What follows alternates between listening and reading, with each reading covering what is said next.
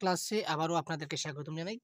তো আজকে আমরা বেঙ্গলি প্যাডাগজির ল্যাঙ্গুয়েজ স্কিল নিয়ে আমরা আলোচনা করব, ভাষাগত দক্ষতা। এর সঙ্গে আপনাদের সেকেন্ড ল্যাঙ্গুয়েজ যাদের ইংলিশ রয়েছে বা ফার্স্ট ল্যাঙ্গুয়েজ ইংলিশ রয়েছে তাদেরও কিন্তু যথেষ্ট হেল্প হবে আজকের এই ক্লাস থেকে। কারণ প্যাডাগজি টপিকটা ইংলিশ এবং বাংলায় দুটো ল্যাঙ্গুয়েজে আমাদের আসে। বাংলাতেও আপনার আছে তাই আপনি ভিডিওটা দেখছেন। আর যদি আপনার ইংলিশ থেকে থাকে এজ এ সেকেন্ড ল্যাঙ্গুয়েজ বা ল্যাঙ্গুয়েজ 2 হিসাবে, তখন এই ক্ষেত্রেও আপনার যথেষ্ট হেল্প হবে এখান থেকে। আর এটা হচ্ছে আমাদের ফাউন্ডেশন কোর্সের অন্য একটি ক্লাস। তো টপিক হচ্ছে ভাষাগত দক্ষতা বা ল্যাঙ্গুয়েজ স্কিল। এখান থেকে কিন্তু প্রত্যেক বছর প্রশ্ন আসে। পুরো ডিটেইলসে আলোচনা করব, পুরো কনসেপ্ট, কোনো কিছু ছুটে যাবে না। যদি এক পার্টে না হয় ২ টা পার্টে শেষ করব এই টপিকটাকে, তাও কোনো ব্যাপার নয়। কিন্তু সবগুলা বিষয় আমাদেরকে জানতে হবে। কোথায় থেকে প্রশ্ন আসবে, সব জায়গাগুলো দেখিয়ে দেব কোন জায়গা থেকে প্রশ্ন আসে। সুতরাং আপনাদের একটা রিকোয়েস্ট, আপনারা শুধুমাত্র সাথে থাকবেন, শেষ পর্যন্ত দেখতে থাকবেন, বাস জিনিসটা বুঝতে যাবেন। আর যেটা বুঝতে অসুবিধা হয় অবশ্যই কমেন্ট বক্সে কমেন্ট করুন। আমি পরবর্তী সময়ে আপনাদেরকে বুঝিয়ে দেব। তো দেখুন, ভাষাগত দক্ষতা বা ল্যাঙ্গুয়েজ স্কিল মানে কি? Ability, proficiency in execution or performance. অর্থাৎ কি করে ভাষাকে নৈপুণ্যের সঙ্গে ব্যবহার করা যায় বা কিভাবে ভাষাকে শ্রুতি মাধুর্যপূর্ণ অর্থবহ করে তোলা যায়, তার কৌশল আয়ত্ত করা, চর্চা করা। আমরা যে ভাষা রয়েছে, ভাষাটাকে কিভাবে আমরা আরো শ্রুতি মাধুর্যপূর্ণ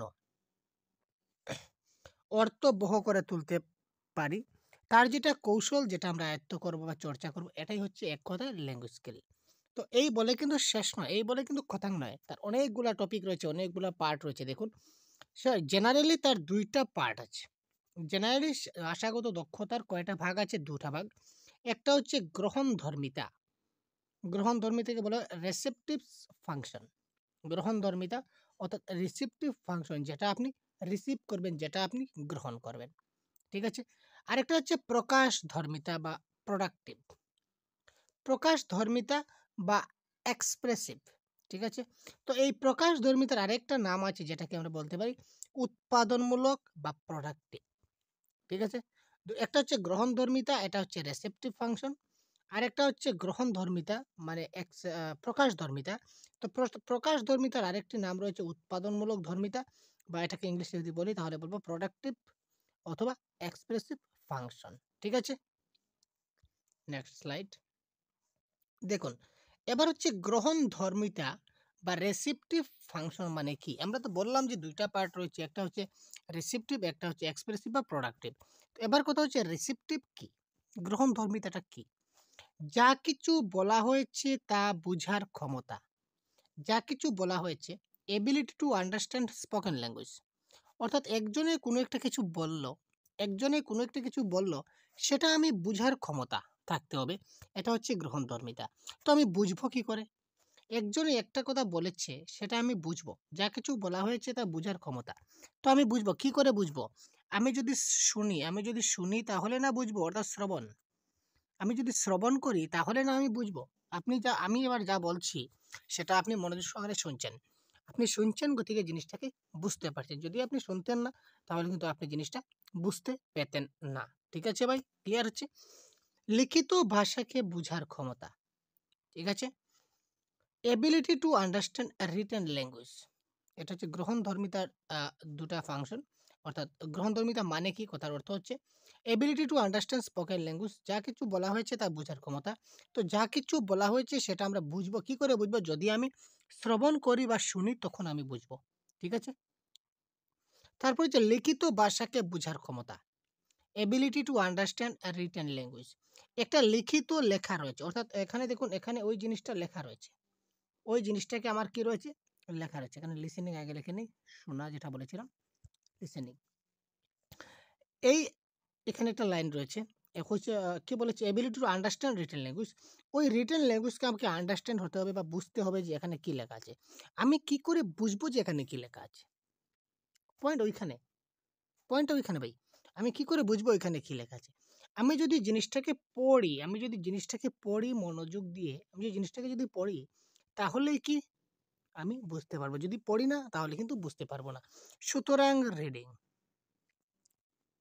তো তার মানে আমরা এখান থেকে কি দেখলাম, লিসেনিং এবং রিডিং হচ্ছে আমাদের কি প্রোডাক্ট রেসিপটিভ স্কিল বা গ্রহণধর্মিতা। বুঝা গেছে? গ্রহণধর্মিতা কোনগুলি? লিসেনিং এবং রিডিং। জেনারেলি আমাদের 4টা সিকোয়েন্স রয়েছে, LSRW: লিসেনিং, স্পিকিং, রিডিং এবং রাইটিং। তো তার মধ্যে যদি বলে আপনাদের রিসেপটিভ ফাংশন কোনগুলি বা গ্রহণমূলক দক্ষতা কোনগুলি, প্রশ্ন আসছে গ্রহণমূলক দক্ষতা, উৎপাদনমূলক দক্ষতা, প্রকাশমূলক দক্ষতা, এই ধরনের প্রশ্ন আসে 100% কনফার্ম। তো এখানে যদি বলে যে গ্রহণধর্মিতা কি, তো গ্রহণধর্মিতা হচ্ছে কি যা কিছু বলা হয়েছে তা বুঝার ক্ষমতা। তো আমি যা কিছু বলা হচ্ছে সেটা বুঝবো, কি করে বুঝবো? যখন আমি লিসেনিং করি, যখন শ্রবণ করবো তখন আমি বুঝবো। লিখিত ভাষাকে বোঝার ক্ষমতা, লিখিত যা রয়েছে সেটাকে আমি বুঝবো, কি করে বুঝবো? যখন আমি রিডিং করি, যা লেখা রয়েছে তা যদি আমি পড়ি তখনই না বুঝবো এখানে কি লেখা আছে। সুতরাং এল এবং আর হচ্ছে কি আমার গ্রহণধর্মিতা বা রেসেপটিভ স্কিল। নেক্সট, উৎপাদনমূলক দক্ষতা বা প্রকাশধর্মিতা, প্রোডাক্টিভ অর এক্সপ্রেসিভ ফাংশন, বলার মাধ্যমে বক্তব্যের বিষয়কে প্রকাশ করা। Ability to express ideas in speech, আমি স্পিচের মাধ্যমে বা বক্তৃতার মাধ্যমে আমি আমার যে কথা রয়েছে সেটাকে আমি প্রকাশ করব, যেট ইজ কল প্রকাশধর্মিতা। বক্তৃতার মাধ্যমে আমি কি করব? প্রকাশ করব। তার মানে কি, এখানে স্পিকিং হচ্ছে কথন, কথন যাকে বলা হয় কথন। স্পিকিং মানে কি? কথন। অর্থাৎ এখানে কথন হচ্ছে কি আমাদের প্রকাশধর্মিতা বা প্রকাশমূলক দক্ষতা বা উৎপাদনমূলক দক্ষতা, প্রোডাক্টিভ স্কিল বা এক্সপ্রেসিভ স্কিল যদি বলি তাহলে এটা হচ্ছে কি স্পিকিং। লিখিতভাবে কোনো বক্তব্যকে প্রকাশ করা। আগেরটা কি ছিল? Ability to understand written language, যে কি লেখা রয়েছে সেটা আমার বুঝতে হবে। আর এবার কি বলেছে যে কোনো একটা বিষয় লিখিতভাবে প্রকাশ করতে হবে। Ability to express idea in writing, অর্থাৎ কোনো কিছু লিখে আমি সেটাকে প্রকাশ করব। তো তার মানে কোনো কিছু লিখে যখন প্রকাশ করব, সুতরাং writing is also known as প্রকাশধর্মিতা। ঠিক আছে? তো তার মানে আমি এখানে কি পেলাম? স্পিকিং, স্পিকিং অ্যান্ড কি পেলাম? রাইটিং। স্পিকিং এবং রাইটিং কি হলো আমাদের? প্রকাশমূলক দক্ষতা বা উৎপাদনমূলক দক্ষতা। এখানে দেখুন আমি ডিটেলসে দিয়ে দিচ্ছি, আপনার স্ক্রিনশট করে রাখতে পারেন। ভাষাগত দক্ষতা 4টা প্রকার হয়: শ্রবণ, কথন, পঠন, লিখন। ঠিক আছে? শ্রবণ মানে কি? লিসেনিং। এস মানে কি? স্পিকিং, স্পিকিং মানে কি? কথন। আর মানে কি? পঠন, পঠন মানে কি? পঠন, পঠন। আর ডাব্লিউ মানে কি? লিখন। শ্রবণ, কথন, পঠন, লিখন। তার মধ্যে শ্রবণ এবং পঠন, শ্রবণ এবং পঠন হচ্ছে কি আমাদের গ্রহণধর্মিতা, রিসিপটিভস যাকে আমরা বলতে পারি, রিসিপটিভ যাকে আমরা রিসিভ করি। আর প্রকাশমূলক দক্ষতা মানে প্রোডাক্টিভ কোনগুলো আমরা দেখলাম, কথন এবং লিখন। দেখলাম তো কি করে হলো। এই জিনিসটা খুব ভালো করে দেখে নিন, স্ক্রিনশট করে রেখে দিন ভাই, খুব ইম্পর্টেন্ট, খুব কাজে লাগবে। অতি গুরুত্বপূর্ণ পয়েন্ট আমি এখানে কিন্তু ডিসকাস করছি। এবার দেখুন, গ্রহণধর্মিতা বললে কি হয়? শ্রবণ এবং পঠন। আর প্রকাশধর্মিতা হলে কথন এবং লিখন। কারণ যখন আমরা শুনবো তখন আমরা রিসিভ করব, যখন আমরা লিখিত ভাষা কি রয়েছে সেটা যদি বুঝতে চাই, গ্রহণ করতে চাই, তখন পড়তে হবে। আর যখন আমি কিছু বলবো তখন সেটাকে কি করবো? প্রকাশ করব। হয়তো কিছু বলে প্রকাশ করবো, নতুবা কোনো কিছু লিখে প্রকাশ করবো। আমি এখানে কোনো কিছু জানাতে চাই, আমি কি করে জানাবো? হয়তো আমি মুখে বলবো, এমন কিছু কথা আছে যে আমি বলতে পারছি না, কিন্তু আমি একটা চিরকুট বা একটা কাগজে আমি আপনাকে লিখে আমি দিয়ে দিলাম, সেটা দেখে আপনি আমার মনের কথাটা বুঝে নিতে পারলেন, আমার মনের কথাটা প্রকাশ হয়ে গেল। ঠিক আছে? দ্যাট ইজ কল্ড প্রকাশধর্মিতা। নেক্সট দেখুন, ভাষাগত দক্ষতা, ল্যাঙ্গুয়েজ স্কিলের এবার পুরো টোটাল ডিটেলস এবার আমরা আলোচনা করব। অনেক সময় নষ্ট হবে আপনাদের, নষ্ট নয়, সময় কাজে লাগাবে, সময়টাকে কাজে লাগবে। অনেক গুরুত্বপূর্ণ ক্লাস, এই ক্লাসটা যদি শেষ পর্যন্ত দেখে নিতে পারেন তো ভাষা দক্ষতা, লিসেনিং, স্পিকিং, রিডিং, রাইটিং থেকে কোনো প্রশ্ন আপনার পরীক্ষায় ছুটবে না। চ্যালেঞ্জ। পারস্পরিক ভাব বিনিময় বা যোগাযোগের মাধ্যমেই হলো ভাষা। পারস্পরিক ভাব বিনিময় করা বা যোগাযোগের মাধ্যমে হচ্ছে কি একটা ভাষা। এই যোগাযোগ সম্পূর্ণতা লাভ করে ভাষার দক্ষতার উপর। এই যোগাযোগের সম্পূর্ণতা লাভ করে কিসের উপর? ভাষার দক্ষতার উপর। এই ভাষা শিক্ষার ক্ষেত্রে ভাষা দক্ষতা বা ল্যাঙ্গুয়েজ স্কিলের আলোচনা খুব গুরুত্বপূর্ণ। এই ভাষা শিক্ষার ক্ষেত্রে ভাষা দক্ষতা বলুন বা তার ল্যাঙ্গুয়েজ স্কিল বলুন, তার আলোচনা কিন্তু এটা খুব গুরুত্বপূর্ণ রয়েছে। এই প্রসঙ্গে ৪ প্রকার ভাষা দক্ষতার কথা আলোচনা করতে হবে। ৪ প্রকার ভাষা দক্ষতা কি, কি? শ্রবণ, কথন, পঠন এবং লিখন। প্রথমে আমরা দেখি শ্রবণ কি? পুরো ডিটেইলস সবগুলা জিনিস বুঝবো। শ্রবণ কি? What is listening? ৪ ধরনের ভাষা দক্ষতার প্রথম স্থান দেওয়া হয় শ্রবণকে। প্রথমে ছিল না? শ্রবণ, কথন, পঠন, লিখন বলতে শ্রবণ কথা কখন এসেছে? প্রথমে। ৪ ধরনের ভাষা দক্ষতার প্রথম স্থান দেওয়া হয় শ্রবণকে। এখন প্রশ্ন হলো, শ্রবণ কি? শ্রবণ কি? সবাই জানি শ্রবণ কি। ভাষাকে কান দিয়ে গ্রহণ করাকে শ্রবণ বলা হয়। অর্থাৎ কান দিয়ে যা শুনি তাই শ্রবণ। ইন্টারেস্টিং ব্যাপার ভাই। কান দিয়ে আমরা যেটা শুনবো এটাই হচ্ছে কি? শ্রবণ। শ্রবণ হলো একটি গ্রহণমূলক দক্ষতা। আগে পেয়েছিলাম শ্রবণ কি একটি গ্রহণমূলক বা এটা রিসেপটিভ স্কিল। আমরা রিসিভ করি। শ্রবণের মাধ্যমে আমরা কি করি? শ্রবণ রিসিভ করি। যেকোনো ডাটা, যেকোনো তথ্য, যেকোনো কিছু আমরা গ্রহণ করতে পারি।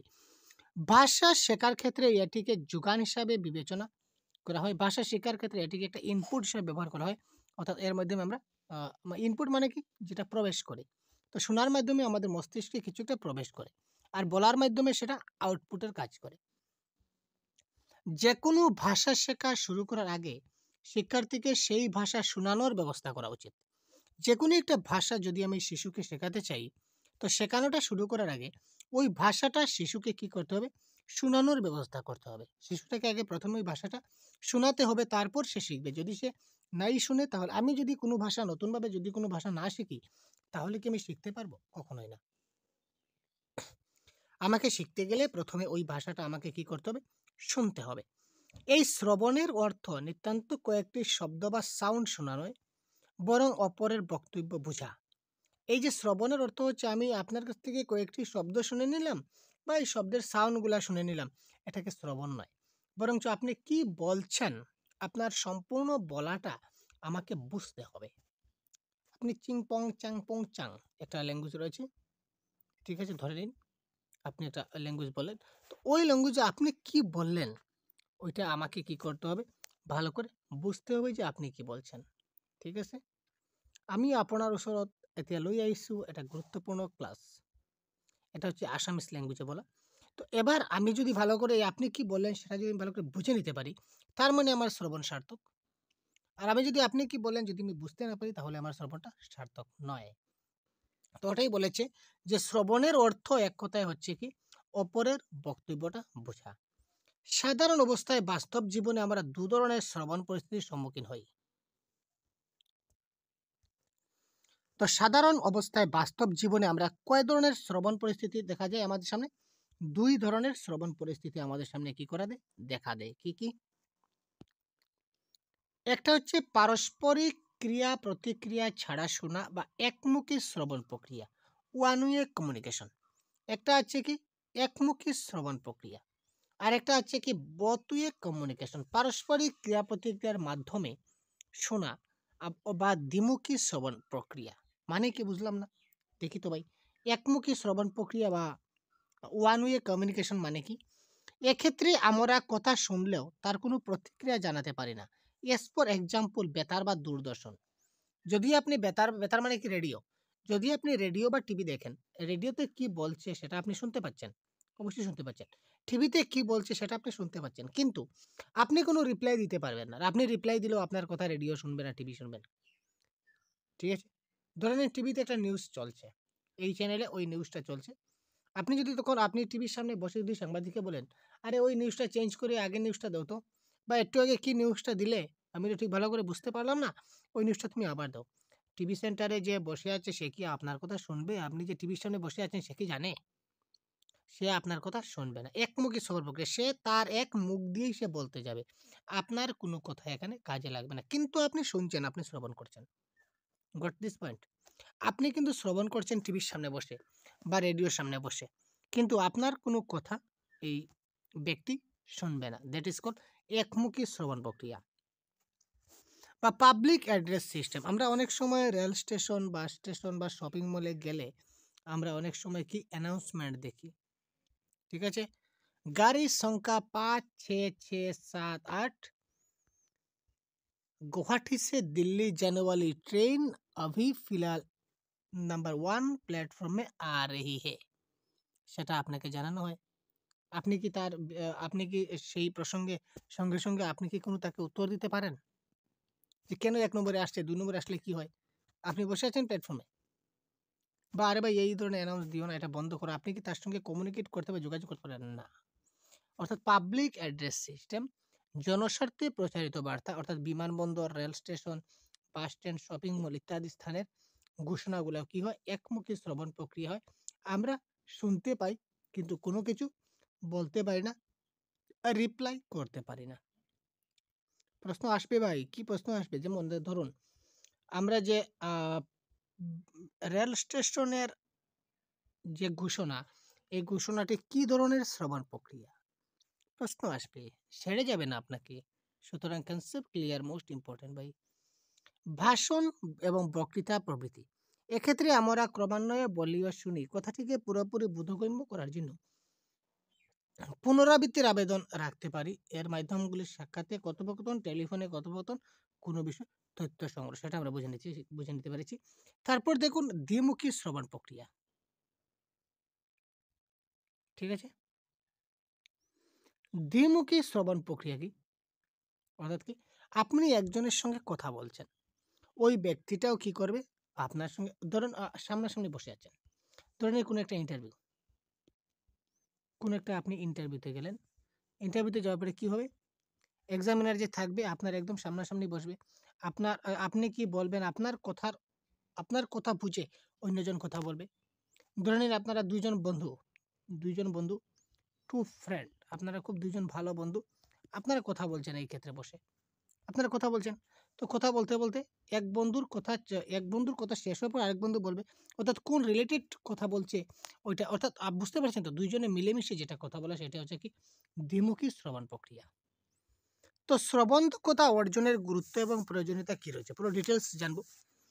মানব শিশুর জন্মের পর থেকেই তার পরিচিত পরিবেশে বাবা-মা ও পরিবারের অন্য সদস্যদের কথাবার্তা শুনে বিভিন্ন ধ্বনি ও শব্দ অনুকরণ করে। একটা শিশু তার জন্মের পর থেকেই তার পরিচিত পরিবেশ অর্থাৎ মা, বাবা এবং পরিবারের অন্য যে সদস্য রয়েছে তাদের কথাবার্তা শুনে এখান থেকে সে বিভিন্ন শব্দ, বিভিন্ন ধ্বনি সে কি করে? অনুকরণ করে। ধ্বনি থেকে শব্দ এবং ক্রমান্বয়ে শব্দ থেকে পূর্ণ বাক্য গঠন করে।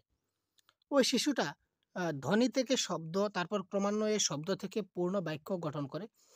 বস্তুত নিজেকে প্রকাশ করার প্রয়োজনেই শিশু মাতৃভাষা শেখে এবং দক্ষতা অর্জন করে। আমরা বলতে পারি শিশুটা কি করে? নিজেকে প্রকাশ করার প্রয়োজনেই অর্থাৎ সে কি প্রকাশ করবে সেটা প্রকাশ করার উদ্দেশ্যেই সে কি করে? তার মাতৃভাষা শিখে এবং তার দক্ষতা অর্জন করে। জীবনের বিভিন্ন ক্ষেত্রে তারা ভাষা দক্ষতাকে কাজে লাগিয়ে সৃজনশীল প্রতিভার বিকাশ এবং প্রকাশ ঘটায়। ঠিক আছে? তারা যে শ্রবণ দক্ষতার মাধ্যমে তারা কি করে? ভাষা শিখে এবং সেই ভাষা শিখাটা তাদের পরবর্তী জীবনে তাদের সৃজনশীল প্রতিভার বিকাশে সাহায্য করে। ভালো বক্তা হতে গেলে ভালো শ্রোতা হতে হয়। ইয়েস ভাই। আপনি যদি ভালো বক্তা হতে চান তাহলে প্রথমে আপনাকে ভালো শ্রোতা হতে হবে। আপনি যদি ভালো শ্রোতা না হতে পারেন তাহলে আপনি ভালো বক্তা হতে পারবেন না। অর্থাৎ আপনি প্রথমে ভালো করে শুনতে হবে যে আপনাকে কি বলবেন সেই কথাটা আপনাকে খুব ভালো করে বুঝে নিতে হবে। তারপর আপনি একজন ভালো বক্তা হতে পারবেন। শ্রবণের দক্ষতা কেবল অন্য মানুষের কথা শুনতেই সাহায্য করে না। শ্রবণ মানুষকে পরিষ্কারভাবে কথা বলতেও সাহায্য করে। আপনি কথা বলাটা যদি ভালো করে শুনে নিতে পারেন, তো অন্যজন কিভাবে কথা বলছে সেটার উপর ভিত্তি করে কিন্তু আপনি কথা বলতে পারেন খুব ভালোভাবে। ঠিক আছে? শ্রবণ মানুষকে সঠিক উচ্চারণ শেখায়। শ্রবণ মানুষকে কি করে? সঠিক উচ্চারণ শেখায়। উচ্চারণের ক্ষেত্রেও কিন্তু আমরা অনেক সমস্যায় পড়ি। অনেক ভাষার, অনেক ল্যাঙ্গুয়েজের অনেক সমস্যা রয়েছে যেটা শ্রবণ আমাদেরকে সাহায্য করে। শিক্ষার্থীরা সঠিকভাবে শ্রবণ দক্ষতা অর্জন করতে পারলে যে কাজগুলি সহজে করতে পারবে। শিক্ষার্থীরা সঠিকভাবে যদি শ্রবণ দক্ষতা অর্জন করতে পারে, তাহলে কোন কাজগুলা সহজে করতে পারবে বলুন তো? বিভিন্ন ধ্বনি সহযোগে শব্দ এবং বাক্য গঠনে অভ্যস্ত এবং দক্ষ হয়ে উঠবে। বিভিন্ন ধ্বনির সহযোগে বিভিন্ন ধ্বনি সহযোগে তারা শব্দ এবং বাক্য গঠনে অভ্যস্ত এবং দক্ষ হয়ে উঠবে। শিখন কার্যক্রমে সাফল্য অর্জন করতে পারবে। শিখন যেটা কার্যক্রম রয়েছে, ওই শিখন কার্যক্রমে তারা সাফল্য অর্জন করতে পারবে, অর্থাৎ শিখতে তারা খুব তাড়াতাড়ি শিখতে পারবে। যে কোনো বিষয় শুনে উপলব্ধি করে তা শুদ্ধভাবে প্রকাশ করতে পারবে। যে কোনো বিষয় তারা শুনবে এবং শুনে জিনিসটাকে উপলব্ধি করে তারা কি করতে পারবে? শুদ্ধভাবে সেটাকে প্রকাশ করতে পারবে। সৃজনশীল কর্মকাণ্ডে ভাষা ব্যবহারের মধ্য দিয়ে সে ভাষার ব্যবহারিক দক্ষতা অর্জন করবে। বক্তব্য পরিবেশনে যথার্থ স্বরপক্ষেপণ এবং দেহভঙ্গি প্রদর্শনে সক্ষম হবে। শ্রবণ দক্ষতা যদি ভালো করে অর্জন করতে পারে, তো ওই জিনিসগুলো তারা খুব ভালো করে করতে পারবে। এবার দেখি শ্রবণ দক্ষতা অর্জনের শিক্ষার্থীদের সমস্যা কি। বিদ্যালয়ে শ্রবণের প্রতি তেমন দৃষ্টি দেওয়া হয় না। যে স্কুল কলেজগুলো রয়েছে, বিদ্যালয়, এখানে শ্রবণের প্রতি তেমন দৃষ্টি দেওয়া হয় না। ঠিক আছে, তুমি বলো, তুমি লেখো, এটার উপরে বেশি দৃষ্টি দেওয়া হয়। তুমি কতটুকু শুনছো সেটার উপরে ডিপেন্ড দেওয়া হয় না, বা তেমন দৃষ্টি দেওয়া হয় না স্কুল লেভেলে। যার কারণে শিশুরা শ্রবণ দক্ষতা অর্জন করতে তাদের সমস্যা দেখা দেয়। শ্রবণ দক্ষতা বৃদ্ধির সহায়ক উপকরণের অভাব। শ্রবণ দক্ষতা বৃদ্ধির জন্য যে সকল উপকরণের প্রয়োজন রয়েছে, শ্রবণ দক্ষতার যে টিএলএম গুলা রয়েছে স্পেশাল, এইগুলার কিন্তু অভাব রয়েছে। দীর্ঘ শ্রবণ এবং দীর্ঘ সময় ধরে শুনলে ক্লান্তি আসে, এটাও একটা প্রশ্ন। আমরা অনেকক্ষণ ধরে কোনো কিছু শুনলে বা আমাদের কি আসে? ক্লান্তি আসে, বোরিং, আমরা যেটা বলি বোরিং চলে আসে, ভালো লাগছে না এত লম্বা ক্লাস। যেমন আজকের ক্লাসটা আমরা দীর্ঘ করছি, আপনাদের বোরিং হয়তো অনেকের আসতে পারে, ভালো লাগছে না। কিন্তু ভাই, একটু বোরিং ফিল না করে যদি শেষ পর্যন্ত দেখতে থাকুন, তাহলে এখান থেকে কিন্তু আপনার যে প্রশ্নগুলো যে আসবে সিটেট পরীক্ষার কিন্তু বোরিং আপনার কেটে দেবে। শারীরিক সমস্যা এবং বধিরতা, কিছু ফিজিক্যালি কিছু সমস্যা থাকতে পারে, বা কেউ হয়তো কানে কালা রয়েছে, তারা শুনতে পাচ্ছে না, তাদের ক্ষেত্রে সমস্যা থাকতে পারে, বা প্রতিকূল পরিবেশ, তার শোনার জন্য এরকম তার কাছে কোনো পরিবেশ নাই। যে কোনো ভাষা শ্রবণের ক্ষেত্রে মনোযোগ ব্যাপারটি খুবই প্রয়োজনীয়। ইয়েস, ইয়েস, যে কোনো ভাষা শ্রবণের ক্ষেত্রে তার মনোযোগ বা অ্যাটেনশন ব্যাপারটি কিন্তু খুবই প্রয়োজনীয়। শ্রবণ দক্ষতার জন্য অনেক বেশি মনোযোগ দিতে হবে। শ্রবণ দক্ষতার জন্য তাকে কি করতে হবে? অনেক বেশি মনোযোগ দিতে হবে। মনোযোগ যদি ভালো করে না দিতে পারে, তাহলে তার শ্রবণ দক্ষতা হলো না। শিশুদের শোনার দক্ষতা বাড়ানোর উপায় কি? শ্রবণ দক্ষতা বাড়ানোর উপায় কি? শ্রবণ দক্ষতা অর্জন করতে হলে মনোযোগ দিয়ে শুনতে হবে এবং শোনার আগ্রহ বাড়াতে হবে। শ্রবণ দক্ষতা যদি সে অর্জন করতে চায়, তো শ্রবণ দক্ষতাটা অর্জন করতে হলে মনোযোগ দিয়ে শুনতে হবে এবং শোনার আগ্রহটা বাড়াতে হবে। শোনার আগ্রহটাকে বাড়াতে হবে। এজন্য গৃহ পরিবেশের নিকটজনের, বিশেষ করে মা বাবার ভূমিকা গুরুত্বপূর্ণ। এক্ষেত্রে তার গৃহ পরিবেশ রয়েছে, এই ক্ষেত্রে তার নিকটজনের, যেটা বিশেষ করে তার মা বাবার ভূমিকা গুরুত্বপূর্ণ। মা বাবাই তাকে শোনার কাজে সাহায্য করতে পারেন অনেক বেশি। শিশুর ক্ষেত্রে তাদের কথা বলতে হবে এবং কথা বলার সুযোগ সৃষ্টি করতে হবে। শিশুর ক্ষেত্রে তাদের কথা বলতে হবে এবং কথা বলার সুযোগ সৃষ্টি করতে হবে। বিদ্যালয়ের আনুষ্ঠানিক পরিবেশে শিক্ষক সচেতনতার সঙ্গে আকর্ষণীয় করে পাঠ উপস্থাপন করবেন, যেন শিক্ষার্থীর কাছে বিষয়টি শুনতে ভালো লাগে এবং তারা উপলব্ধি করে আত্মস্থ করতে পারে।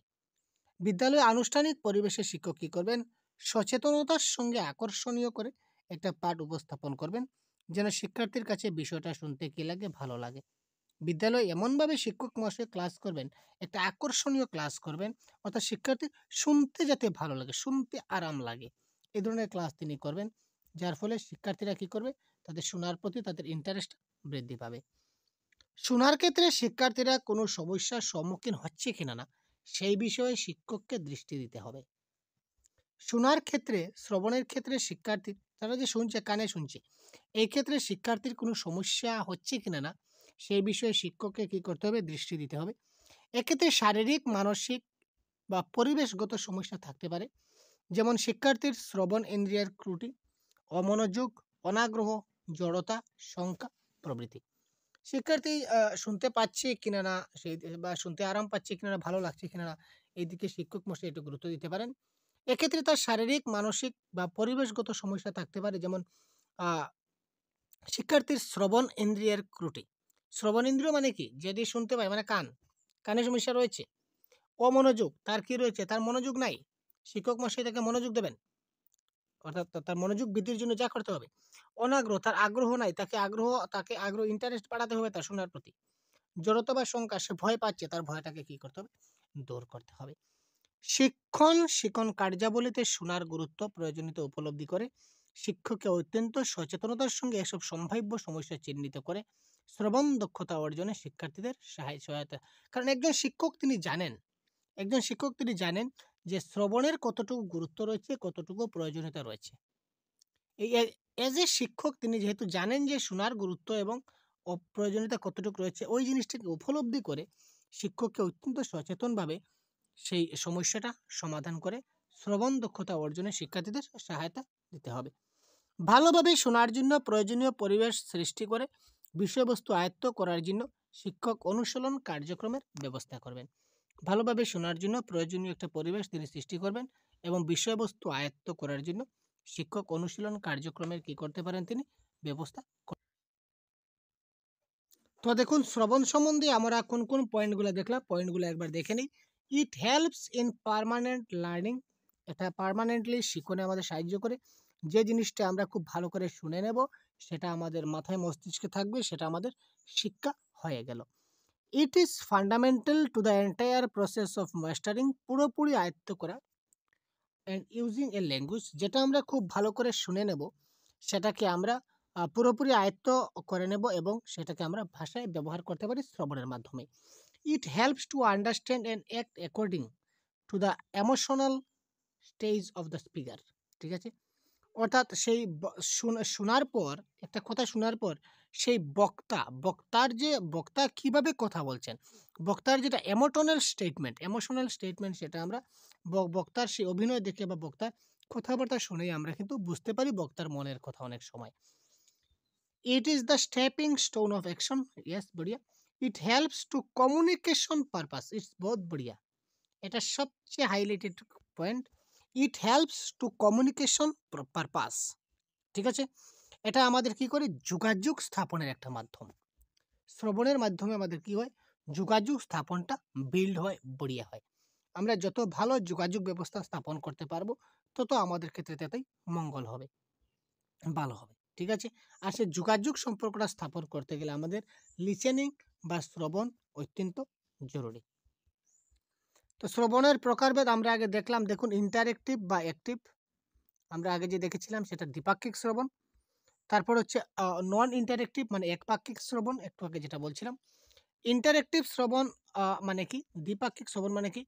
একজনের বার্তা অন্যজনের কাছে পৌঁছে যায়, একজনের বার্তা অন্যজনের কাছে পৌঁছে যায়, টু এ কনজারভেশন। আপনি আমাকে কিছু বলছেন, একদম সামনাসামনি ফেস টু ফেস বসে আছি, ঠিক আছে, সামনাসামনি বসে আছি, আপনি কিছু বলছেন, আমার কানে পৌঁছে গেল, আমার কাছে, আমি কিছু বললাম, আপনার কাছে পৌঁছে গেল। দ্যাট ইজ অল দ্বিপাক্ষিক শ্রবণ বা ইন্টারেক্টিভ শ্রবণ। It's provide feedback and response, সামনাসামনি কথা বলা বা ইন্টারভিউ, এটা কি করে? আমরা ফিডব্যাক পেতে পারি, ফিডব্যাক দেওয়া যায়। অর্থাৎ আপনি একটা কথা বলছেন, আমি সেই কথাটার ফিডব্যাক দিতে পারি, না স্যার এটা এরকম না, এটা তো এরকম বলছেন, ঠিক আছে, কিন্তু আসলে এটা এরকম না, এটা এরকম হলে ভালো হয়। বা আপনি আমার কথা রেসপন্স দিতে পারেন, আমি আপনাকে রেসপন্স দিতে পারি সামনাসামনি। যেমন সামনাসামনি কথা বলা বা ইন্টারভিউ, এগুলি হচ্ছে কি ইন্টারেক্টিভ বা দ্বিপাক্ষিক শ্রবণের এক একটি উদাহরণ।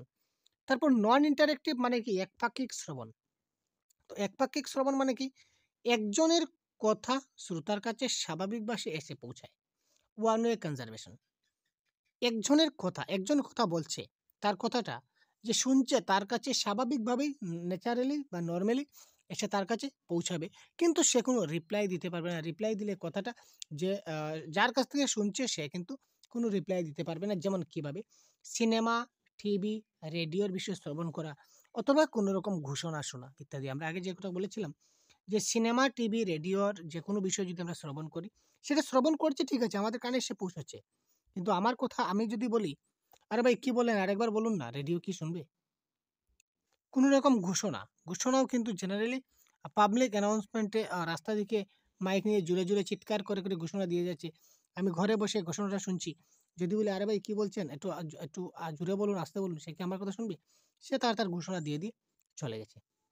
ঠিক আছে, সুতরাং এই দুটা হচ্ছে কি একপাক্ষিক শ্রবণ, দ্বিপাক্ষিক শ্রবণ, একটু মাথায় রাখবেন। তারপর লার্নিং স্ট্র্যাটেজিস গুলা, ঠিক আছে, শ্রবণ কৌশল আয়ত্ত করার উপায়। এটা হচ্ছে আমরা কি তথ্য আহরণ সম্পর্কিত কৌশল। আমরা শ্রবণ কেন করি? বিশেষ বিশেষ তথ্য সংগ্রহের জন্য একাগ্রভাবে মনোনিবেশ করতে হয়। কোনো কিছু তথ্য সংগ্রহ করার জন্য বা কোনো কিছু তথ্য জানার জন্য আমাদের কি করতে হবে? খুব ভালো করে মনোনিবেশ করতে হবে, মনোযোগ দিতে হবে। অর্থাৎ এই যে তথ্যটার, এই যে স্ট্র্যাটেজি, এই যে কৌশল, এটার নাম হচ্ছে টপ ডাউন স্ট্র্যাটেজি। ঠিক আছে? যেকোনো তথ্য খুব ভালোভাবে আমাদের জানতে হবে, বিশেষ বিশেষ তথ্যগুলা খুব ভালোভাবে জানার জন্য যেটা আমি শ্রবণ করব, এটা হচ্ছে টপ ডাউন স্ট্র্যাটেজি। আর লিসেনার বেস স্ট্র্যাটেজি মানে কি? কোনো বিষয় সম্পর্কে ধারণা গঠনের জন্য শোনা, অনুমান করার জন্য শোনা, সারাংশ বোঝার জন্য শোনা। ঠিক আছে? তারপর অনেকগুলা রয়েছে। বটম আপ স্ট্র্যাটেজি বা ধারণা সংগঠন মানে কি? সেটা বাক্যের গঠন সম্বন্ধে, বাক্যের গঠন, বাক্যের ধারণা সম্পর্কে আমি জানতে পারবো। That is called bottom up strategy. আর এই দুই ধরনের কৌশল সঠিকভাবে সঠিক ক্ষেত্রে ব্যবহার করে শিক্ষার্থীরা আত্মবিশ্বাসী হয়ে ওঠে। এটা হচ্ছে কি টেক্সট বেস স্ট্র্যাটেজির মাধ্যমে। ঠিক আছে? অর্থাৎ বটম আপ স্ট্র্যাটেজি এবং টপ ডাউন স্ট্র্যাটেজি, এই দুইটা স্ট্র্যাটেজির মাধ্যমে আমরা ভাষা শ্রবণ কৌশল আয়ত্ত করতে পারি। ঠিক আছে? এই ছিল আমাদের আজকের শ্রবণের ক্লাস। তো তারপর আমরা দেখব আপনাদের জন্য কথন সম্পর্কে কি কথা বলা হয়েছে। পরবর্তীতে আমরা নিয়ে আসবো আপনার জন্য পুরো কথন, তারপর পঠন, তারপর লিখন সিকোয়েন্স ওয়াইজ। আপনারা সবগুলি ক্লাস পাচ্ছেন। তারপর আপনারা পাবেন সিরিয়াল ওয়াইজ এমসিকিউ। সুতরাং আপনাদের সাথে থাকুন। যদি কোনো ডাউট থেকে থাকে অবশ্যই কমেন্ট বক্সে জানিয়ে দিন। আমরা আপনাদের ডাউটটা ক্লিয়ার করার চেষ্টা করব। ধন্যবাদ।